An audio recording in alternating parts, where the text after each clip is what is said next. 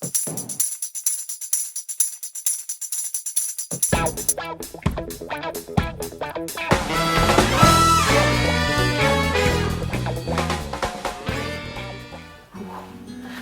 hello everyone. I am so excited. Guess what I'm doing? Maybe this might give you a clue. Do you know what this is called? It's called a passport. Wonder when you need a passport. Yep, you're right. If you said when you're going on holidays, you are exactly right. You need a passport to go on your holidays, and that's what I'm doing. I'm getting ready to go on my holidays. Look, I've got a big suitcase and I've got some other stuff that I think I might need. Why do you think I might need this? Yep, to keep the sun out of my eyes and to keep it off my face so I don't burn too much. That gives you a clue. I'm going somewhere hot. I also need something to protect my eyes. I wonder what I would use to protect my eyes. Yep, my sunglasses, very important. But I also need something to protect my skin. My skin that's not going to be covered by clothes. I wonder what that might be. Any ideas? If you guessed sun cream, you're exactly right. And I've got factor 50 plus, because I don't want to burn. It's very important to protect our skin. So I've got all these things to go in my suitcase. I haven't got all my clothes ready yet, but I've got some of them. I think I'll be needing this. Whoa! I think I'll be needing this. Yep, my swimming costume. And I'll be needing some nice t-shirts, just short sleeve t-shirts that aren't too warm, because I won't need jumpers where I'm going. I'm going to a really hot country. And I've got my suitcase here. Let's open it up and see if I can fit all my stuff in that I have so far. Oh my goodness me. Look, boys and girls. How did you get in here? You rascal. I'm afraid my elephant can't come with me on holidays. I don't have room for him in my suitcase. You're gonna have to stay behind. Oh, I think he's a bit sad, but I'll not be too long away. I'll be back soon. Okay, let's get you back where you belong. Oh my goodness, look who else has sneaked into my suitcase. My little Ted. Little Ted. I might have room for you, but you know what? Then Elephant would miss you. So I think you're gonna have to stay and keep Elephant company, okay? And then we'll get everything else into my suitcase. Don't forget my sunglasses. I think I'll need a lot more than that, but I'll get them ready later. First of all, before I get the rest of my suitcase packed, I want to tell you about a man that we have been learning about. Do you remember Saul, who was not a very nice man, and then he changed on the inside? And as well as changing on the inside and becoming a really good person, he changed his name to Paul. Well, today we're going to learn about Paul and the traveling that he did. He went on journeys just like I'm going to go on, only his weren't quite so enjoyable as mine. But it didn't stop Paul. He was very determined. He wanted to do what God wanted him to do. So let's hear today's story and see what happened to Paul on his journeys. Paul loved God and wanted to tell others about Jesus. So he decided to go on a very long journey to different countries: Syria, Turkey, and Greece. Because of what Paul told them about Jesus, many people's hearts were changed, just like Paul, and they too began to follow Jesus. A long time later, Paul went back to the city of Jerusalem. But unfortunately, when he got there, there were some people who didn't like him and didn't like what he was doing. They didn't like what he was saying. Poor Paul. They attacked him and they took him prisoner. He was then put on a boat that was to take him to a city called Rome, where some people would decide what was going to happen to him.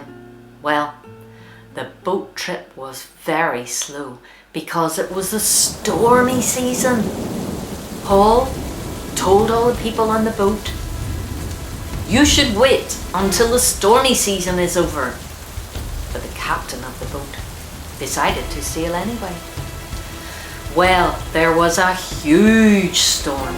The winds blew, the waves crashed, and everyone thought they were going to get washed overboard into the dangerous, treacherous, perilous sea. But guess what? An angel appeared to Paul and spoke to him. He told him that they would all be saved and that they would arrive safely in Rome. Paul told all the people on the boat what the angel had said to him. Paul said, "Don't be afraid.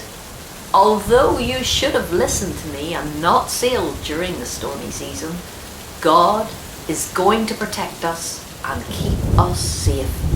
So have courage and don't be frightened." Suddenly, they spotted land. The sailors in charge of the boat were thinking that they might jump off the ship and leave Paul and the others to die. But Paul, knowing what they were thinking, told them, "You will only survive if everyone stays on board." So they did. And the boat eventually hit the ground on an island called Malta. The soldiers were afraid that the prisoners might escape and then they would be in trouble for this.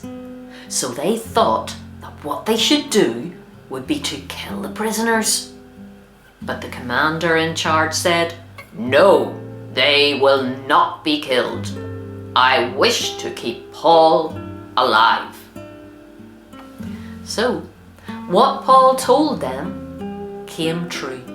They all survived and finally made it to the shore safely. On the island of Malta, the ruler there allowed them to stay with him, and he looked after them. He gave them food, gave them somewhere to sleep. He was very kind to them.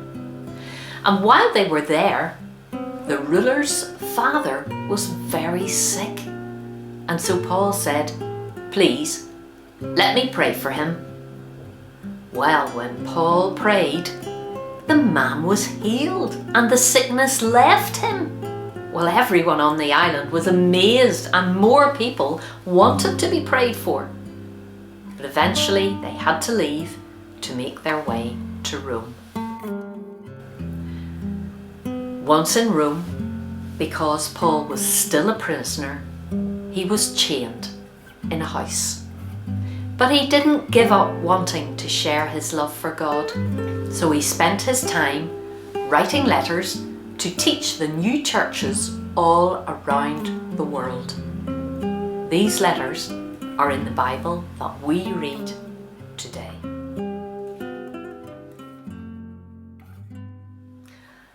Well, my goodness, didn't Paul have some tricky travelling to do?